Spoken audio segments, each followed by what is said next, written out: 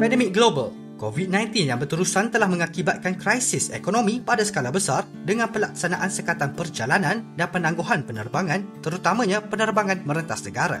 Krisis yang tidak terlintas di fikiran sebelum ini dalam beberapa bulan menyebabkan hampir semua penerbangan dibatalkan, lapangan terbang ditutup, ribuan pesawat tidak dapat beroperasi dan beratus ribu pekerja industri ini diberhentikan. Sementara itu, beberapa syarikat penerbangan telah diisytiharkan bankrupt, manakala yang lain mengharapkan bantuan bailout dari kerajaan. Industri penerbangan global merangkumi syarikat penerbangan penumpang dan kargo, syarikat pembuatan pesawat dan alat ganti, pengurusan lapangan terbang, perkhidmatan, catering, retail dan lain-lain. Dari segmen ini, syarikat penerbangan penumpang adalah yang paling terkesan bersama dengan sektor perkhidmatan dan catering. Kelumpuhan ekonomi syarikat penerbangan akan menyaksikan pembatalan pesanan membeli pesawat yang akan mempengaruhi syarikat pembuatan kapal terbang pada masa akan datang. Wabak COVID-19 dilihat akan terus mendatangkan implikasi terhadap industri penerbangan selama beberapa bulan yang akan datang. Teruskan menonton untuk kupasannya selanjutnya.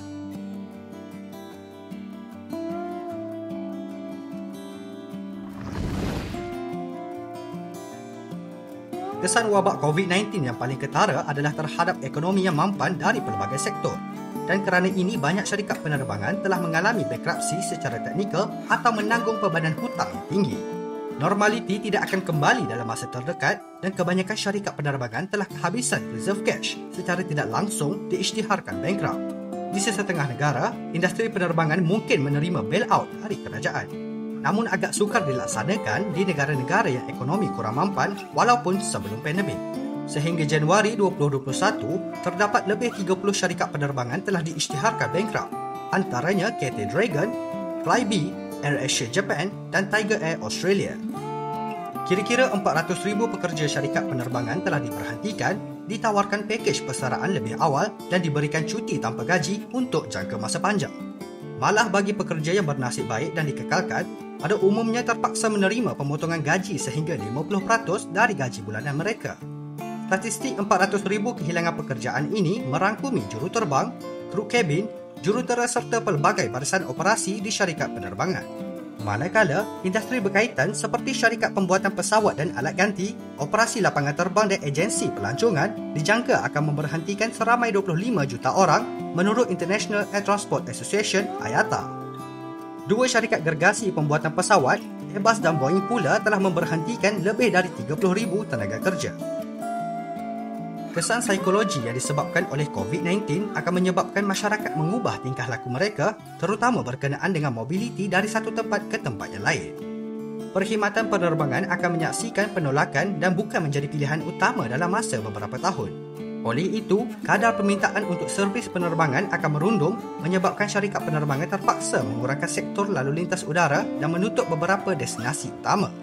IATA juga melaporkan sebanyak 4.5 juta penerbangan telah dibatalkan sejak WHO mengisytiharkan wabak COVID-19 sebagai pandemik pada bulan Mac 2020. Salah satu faktor lain yang menghalang permintaan adalah jangkaan penyusutan dalam kategori business travel. Ianya dijangka akan kekal sekurang-kurangnya 25% di bawah tahap sebelum pandemik untuk masa yang akan datang.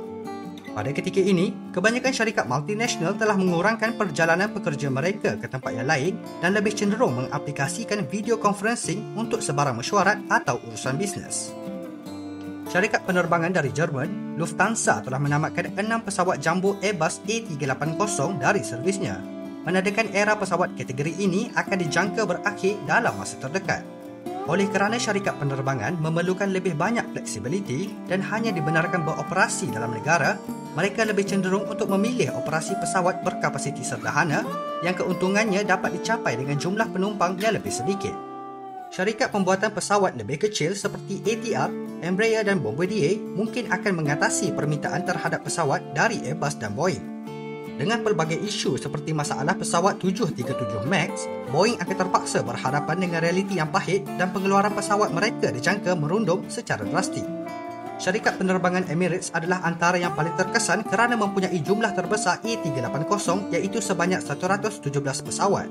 Selain itu, tidak mengejutkan apabila melihat syarikat penerbangan lain seperti Air France, Malaysia Airlines dan Thai Airways juga mengambil langkah drastik untuk tidak meneruskan operasi A380 dan mungkin akan mempertimbangkan untuk menjual pesawat ini setelah ekonomi dunia pulih.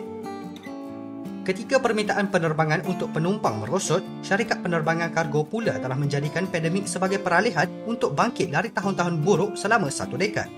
Trafik kargo pada ketika ini telah mengatasi trafik penumpang, malah IATA juga menjangkakan pendapatan kargo akan meningkat sebanyak 10% sehingga suku kedua 2021 berbanding penurunan 61% untuk pendapatan pesawat komersial penumpang. Pertumbuhan ini didorong oleh permintaan trafik kargo yang tinggi di tengah-tengah krisis. Barangan seperti ubat-ubatan, vaksin, mesin hospital, PPE, makanan dan keperluan yang lain harus digerakkan dari negara pengeksport bagi memastikan kelangsungan bekalan. Manakala bagi syarikat penerbangan komersial lain, untuk menampung kehilangan sumber pendapatan dari jualan tiket, jalan alternatif terbaik adalah dengan beralih ke operasi kargo. Syarikat penerbangan komersial penumpang seperti Korean Air, Fin Air, Air Canada dan Delta Airlines telah mengambil inisiatif dengan mengubah suai kabin pesawat bagi tujuan penghantaran kargo. Pengubah suaian kabin mungkin akan mendatangkan kos yang baru, namun bagi sesetengah syarikat penerbangan seperti AirAsia dan Malindo Air, mereka menggunakan ruang sedia ada seperti overhead compartment dan kerusi penumpang untuk meletakkan muatan kargo dengan spesifikasi dan ukuran yang telah ditetapkan. Dengan cara ini, syarikat-syarikat penerbangan ini dapat menjana sedikit keuntungan alternatif sementara menantikan dunia pulih dari pandemik dan perjalanan meretas sempadan kembali dibenarkan.